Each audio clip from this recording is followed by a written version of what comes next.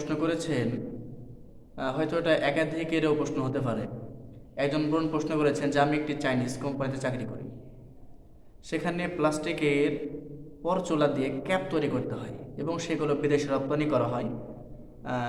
তো এই রকম প্রতিষ্ঠানগুলোতে চাকরি করা যাবে কিনা?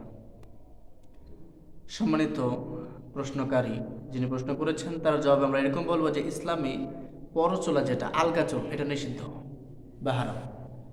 পরচুলা যেটা লাগানো এটা একদমই নিষিদ্ধ। আল্লাহ রাসূল সাল্লাল্লাহু আলাইহি ওয়াসাল্লাম নিষেধ করেছেন যে এটা হচ্ছে একরকমভাবে আপনার সৃষ্টির বিকৃতি। পরচুলা লাগানো নিষিদ্ধ করা হয়েছে ইসলামে। রাসূল সাল্লাল্লাহু আলাইহি ওয়াসাল্লাম বলছেন যে বনো ইসরাইলদেরকে কেবল তখনই আযাব দেওয়া হয়েছিল যখন তাদের নারীরা এইগুলো ব্যবহার করেছিল। হাদিসটি মুসলিম শরীফের 2127 নম্বর হাদিস। তাহলে বনো ইসরাইলদেরকে আযাব দেওয়া হয়েছিল কখন?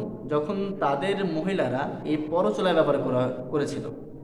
সুতরাং এটা আমরা বুঝতে পারি যে অবশ্যই এটা একটা ঘৃণিত জঘন্যতম একটা কাজ এবং আল্লাহর নবী এই বিষয়ে নিষেধ করেছেন পরচুলা ব্যবহার করতে। তাহলে আপনি পরচুলা ব্যবহার করছেন না, কিন্তু এখানে আপনি সাহায্য করছেন। আল্লাহ রাসূল বলছেন যে নারী নিজের চুলের সাথে অন্য কোনো চুল সংযোজন করলো, সে আসলে তার মধ্যে মিথ্যা প্রবেশ করে। সহিহা হাদিস নম্বর 1008। এইরকম কোম্পানিতে চাকরি করা অন্যায় কাজে সহায়তা করার শামিল। আল্লাহ সুবহানাহু ওয়া তাআলা বলছেন যে তাআওয়ানু আলাল বিররি ওয়াত তাকওয়া ওয়া লা তাআওয়ানু আলাল ইসমি ওয়াল উদওয়ান।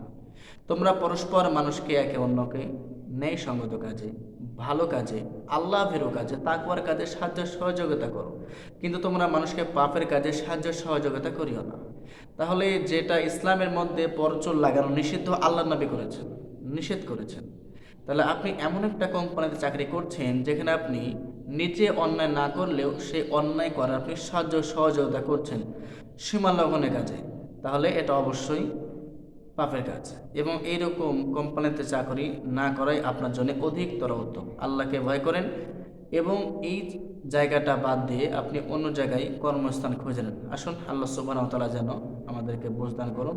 আল্লাহুম্মা আমিন।